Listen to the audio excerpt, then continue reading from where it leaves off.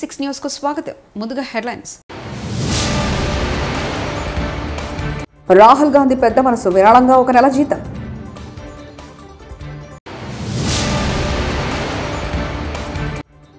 బ్యారేజీ గేట్లు విరిగిపోయిన ఘటనలో బాధితులను కఠినంగా శిక్షించాలి వైఎస్ షర్మిల.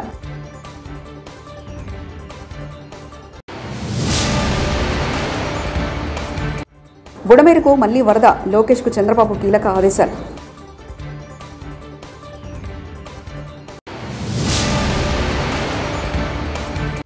నేను బయటకు వస్తే సహాయ చర్యలకు ఆటంకం, డిప్యూటీ సీఎం పవన్.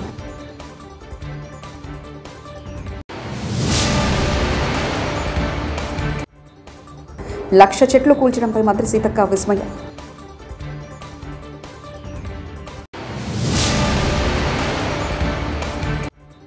మేడారం ప్రాంతంలో నేల కొరిగిన 50,000 చెట్లు. లోక్సభ ప్రతిపక్ష నాయకుడు కాంగ్రెస్ ఎంపీ, ఆ పార్టీ అగ్రనేత రాహుల్ గాంధీ మరోసారి తన పెద్ద మనసు చాటుకున్నారు. కేరళలో ఇటీవల విలయం సృష్టించిన వయనాడు కొండ చర్యల బాధితులకు 1 నెల జీతాన్ని ప్రకటించారు. వయనాడులో పునరావాసం కోసం కార్యక్రమాలు చేపడుతున్న కేరళ ప్రదేశ్ కాంగ్రెస్ కమిటీకి కేపీసీసీ ఈ సాయాన్ని ఆయన అందజేయనున్నారు. కృష్ణానదిపై నిర్మించిన ప్రకాశం బ్యారేజ్ గేట్లు విరిగిపోయిన ఘటనలో బాధితులను కఠినంగా శిక్షించాలని ఆంధ్రప్రదేశ్ ప్రభుత్వాన్ని PCC chief YS Sharmila demand చేశారు. బుధవారం ప్రకాశం బ్యారేజ్ని వైఎస్ షర్మిల పరిశీలించారు. అనంతరం వైఎస్ షర్మిల మాట్లాడుతూ ప్రకాశం బ్యారేజ్ వద్ద కావాలని పడవలను వదిలారా అని సందేహం వ్యక్తం చేశారు. అందుకు బాధితులు ఎవరో గుర్తించి వారిని కఠినంగా శిక్షించాలని ప్రభుత్వానికి సూచించారు. మేడారంలో 500 ఎకరాల్లో చెట్లు నెలకొరడంపై మంత్రి సీతక్క ఆదేశారు. రాష్ట్ర సచివాలయం నుంచి పీసీసీఎఫ్ డిఎఫ్లతో టెలిఫోన్లతో మంత్రి మాట్లాడారు. 2 రోజుల క్రితమే చెట్లు నెలకొరిన ప్రాంతాన్ని సీతక్క సందర్శించారు. 1,00,000 చెట్ల వరకు నెలకొనడం పట్ల మంత్రి విస్మయం వ్యక్తం చేశారు. ఈ స్థాయిలో అటవీ విధ్వంసం జరగడం పట్ల ఆశ్చర్యాన్ని వ్యక్తం చేశారు.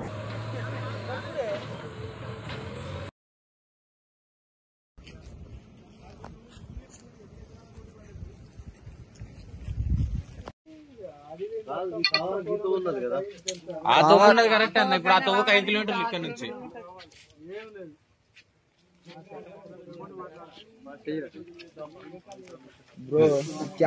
క్యాబిన్ ఎరుగుతారా?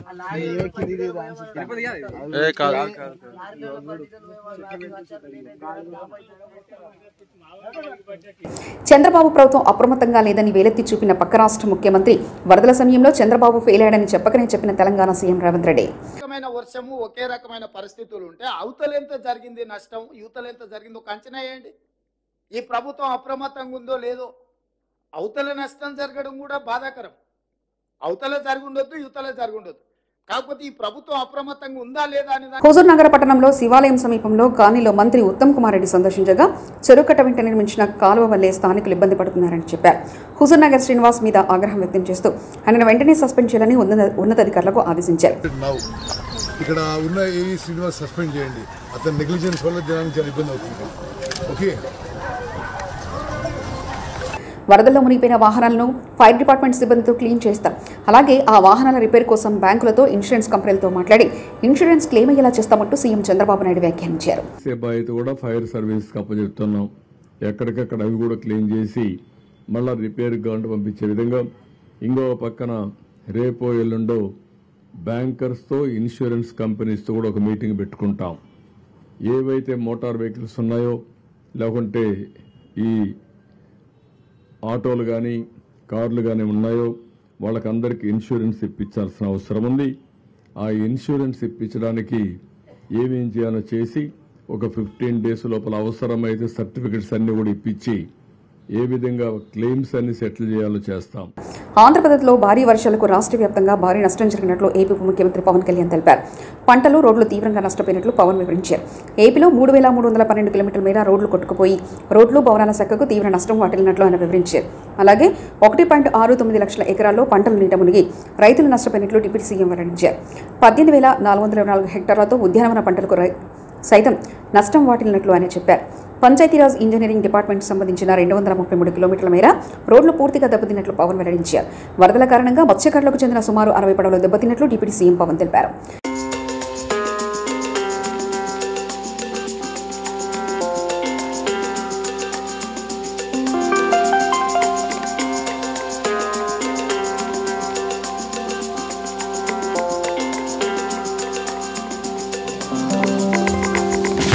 అకాల వర్షాల వల్ల మళ్లీ బుడమేరుకు వరద ప్రవాహం పెరిగింది. దీంతో బుడమేరుకు గండ్లు పడిన ప్రదేశంలో యుద్ధ ప్రతిపాదికన చర్యలకు అధికారులు ఉపక్రమించారు.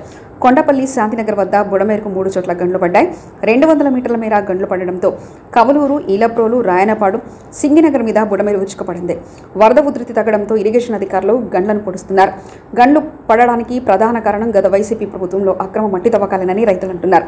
ప్రజలంతా అప్రమత్తంగా ఉండాలని అధికారులు సూచిస్తున్నారు.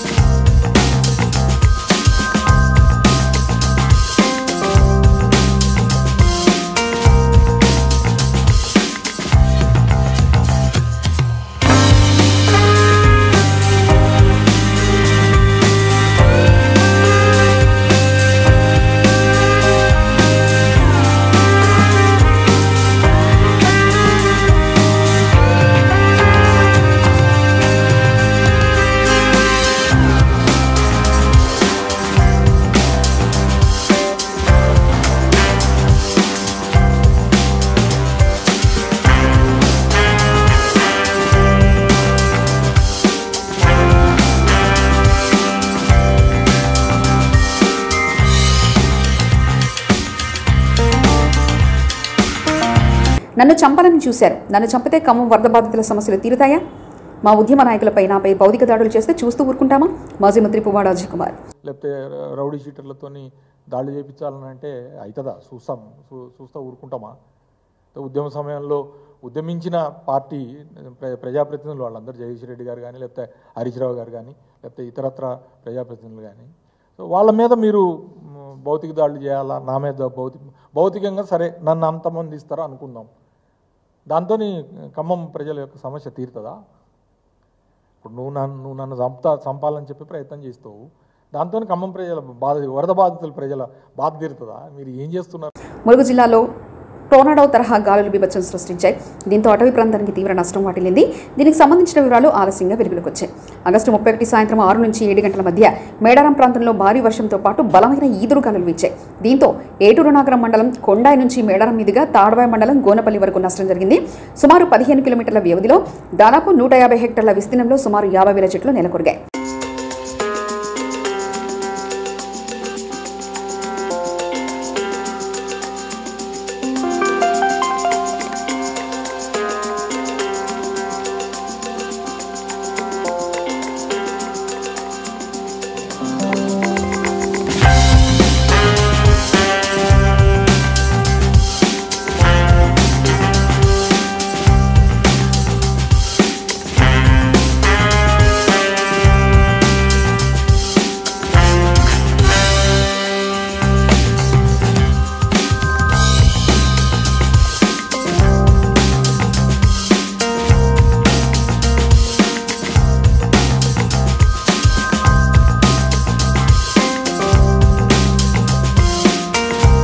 శ్రీశైలం పవర్ హౌస్లో భారీ పేలుడుతో 7 నంబర్ యూనిట్లో నిలిచిపోయిన విద్యుత్ ఉత్పత్తి, భయోందనకు గురైన ఉద్యోగులు, పేలుడుకు సంబంధించిన పూర్తి వివరాలు తెలియాల్సి ఉంది.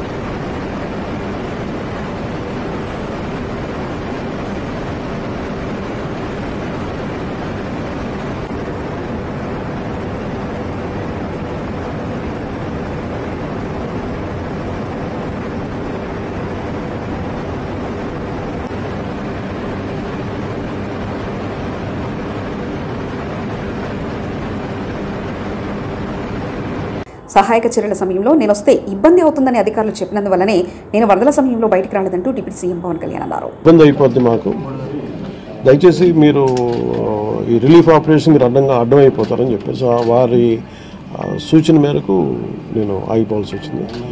ఇప్పుడు కూడా ఒకసారి వాళ్ళ నిర్ణయం తీసుకొని వాళ్ళు టేక్ ఎక్కాలి.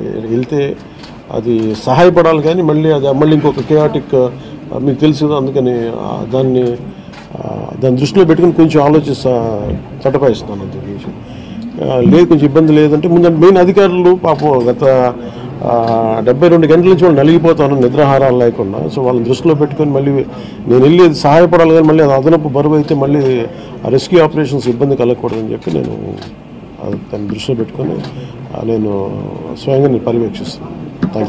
4 రోజులుగా పవన్ కళ్యాణ్ ఉప ముఖ్యమంత్రి రాలేదు, ఎక్కడ రాడని చెప్పి విపక్షాలు ఆరోపణ చేస్తున్నారు, బాధితులను పట్టించుకోలేదని చెప్పేసి ఆరోపిస్తున్నాయి. ఏం చెప్తారు? ఫిజికల్గా మీకు కనిపించడం పద్ధతి అంటే వాళ్ళు ఏమనుకుంటారు, నేను బోట్ వేసుకొని రెస్క్యూ చేయడం కుదరదు కదా, ఆ బాధ్యతలు లేకుండా ఎందుకంటే అది ఏంటంటే అనాలి కాబట్టి అంటే తప్ప ఎంటైర్ మీరు చూస్తే మా పిఆర్ మెషినరీ, మన పిఆర్ పంచాయతీరాజ్ మెషినరీ మొత్తం ఎంటైర్ వర్క్ చేస్తాం మా సైడ్ నుంచి.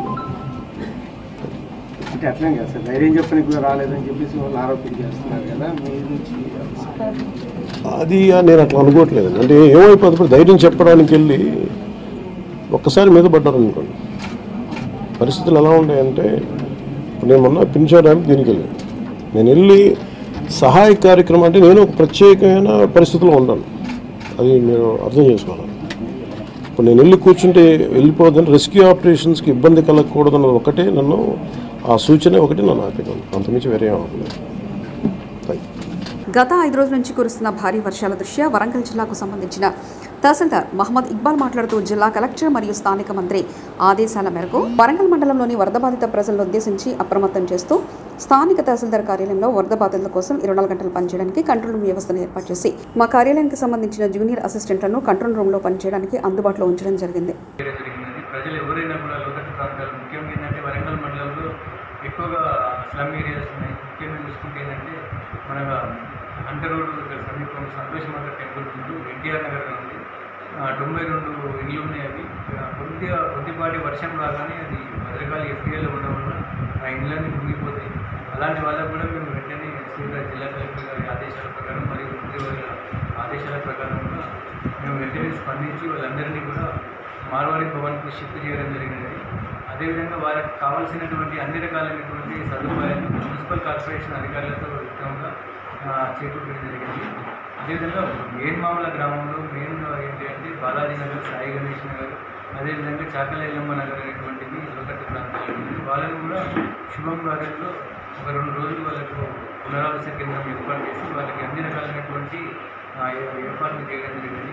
ప్రజలందరికీ, వరంగల్ మండల ప్రజలందరికీ విజ్ఞప్తి ఏమైనా మీకు ఈ వరదల వలన, ఈ భారీ వర్షాల వలన ఏ విధమైనటువంటి సమస్య తలెత్తినా కూడా మా వరంగల్ తహసీల్దార్ కార్యాలయంలో ఉన్నటువంటి టోల్ ఫ్రీ నెంబర్కు కాల్ చేయవలసిందిగా తెలుపుతున్నాము. మేము ఎల్లవేళగా మేము ప్రజలకు అందుబాటులో ఉంది వారికి కావాల్సినటువంటి సహాయ సహకారాలు అందిస్తాము. అదేవిధంగా ఏమైనా డ్యామేజెస్ ఇల్లు కానీ పాక్షికంగా కానీ పూర్తిగా కానీ ఏమైనా ఇళ్ళ కనుక నష్టం జరిగితే అట్టి వివరాలు కూడా మాకు ఇస్తే కనుక మీకు విచారణ జరిపి వారికి ప్రభుత్వం నుంచి రఘునాథ్పల్లి మండలంలో దెబ్బతిన్న అంతర్గత రోడ్డు మరమ్మతు పనులను వెంటనే చేపట్టాలని సిపిఎం మండల కమిటీ ఆధ్వర్యంలో నిరసన కార్యక్రమం చేపట్టడం జరిగింది. ఈ కార్యక్రమానికి ముఖ్య అతిథిగా హాజరైన సిపిఎం జిల్లా కార్యదర్శి వర్గ సభ్యులు రాపర్తి రాజు గారు మాట్లాడుతూ మండలంలో వివిధ గ్రామాల్లో వర్షాల కారణంగా దెబ్బతిన్న రోడ్లను తక్షణమే మరమ్మతులు చేపట్టాలని, రోడ్డు ప్రమాదాలను నివారించాలని సిపిఎం జిల్లా కార్యదర్శి వర్గ సభ్యులు రాపర్తి రాజు ప్రభుత్వాన్ని డిమాండ్ చేశారు. ఎక్కడికక్కడ ఉద్యమాలు చేపడతామని హెచ్చరించారు.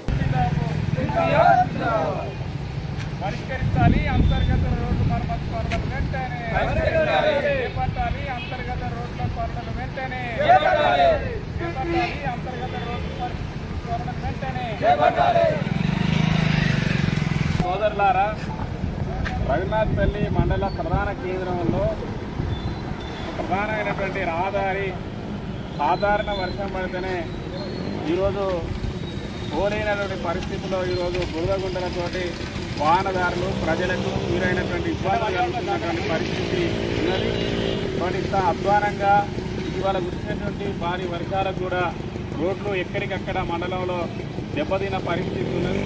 ఈ దెబ్బతిన్న అంతర్గత రోడ్లను వెంటనే ప్రభుత్వం, సంబంధిత అధికారులు ఈ దృష్టి పెట్టి ఈ రోడ్ మరమ్మతు పనులను చేపట్టాలని చెప్పేసి సిపిఎం పార్టీ మల్లకౌంట ఆధ్వర్యంలో ఓ నిరసన కార్యక్రమాన్ని ఈరోజు తెలియజేయడం జరిగింది. మేము చెప్తా ఉన్నాం, ప్రభుత్వం అట్లాగే మండల కేంద్రంలో అట్లాగే ఇటీవల కురిసినటువంటి వర్షాల వల్ల ఈ మండలంలో దెబ్బతిన్నటువంటి రోడ్ మరమ్మతు పనులను చేపట్టాలని, ఈ ప్రజలకు ఆటంకం లేకుండా రోడ్లను నిర్మాణ పనులు చేపట్టి ప్రజలకు వాహనదారులకు ఇబ్బందులు లేకుండా చూడాలని చెప్పేసి సిపిఎం పార్టీ మేము డిమాండ్ చేస్తున్నాం. లేని పక్షంలో మండలంలో ఎక్కడికక్కడ పెద్ద ఎత్తున సిపిఎం పార్టీ గ్రామ పార్టీ శాఖలు అట్లాగే మండల కమిటీ ఆధ్వర్యంలో పెద్ద ఎత్తున నిరసన కార్యక్రమాలు, పోరాటాలు, ఉద్యమాలు చేస్తామని చెప్పేసి ఈ సందర్భంగా రాహుల్ గాంధీ పెద్ద మనసు విరాళంగా 1 నెల జీతం.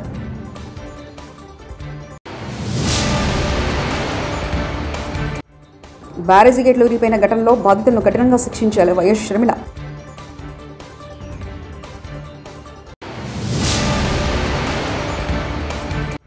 బుడమేరుకు మళ్లీ వరద, లోకేష్కు చంద్రబాబు కీలక ఆదేశాలు.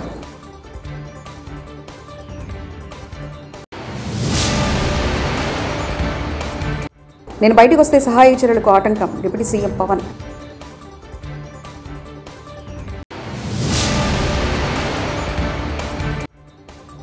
లక్ష చెట్లు కూల్చడంపై మంత్రి సీతక్క విస్మయం.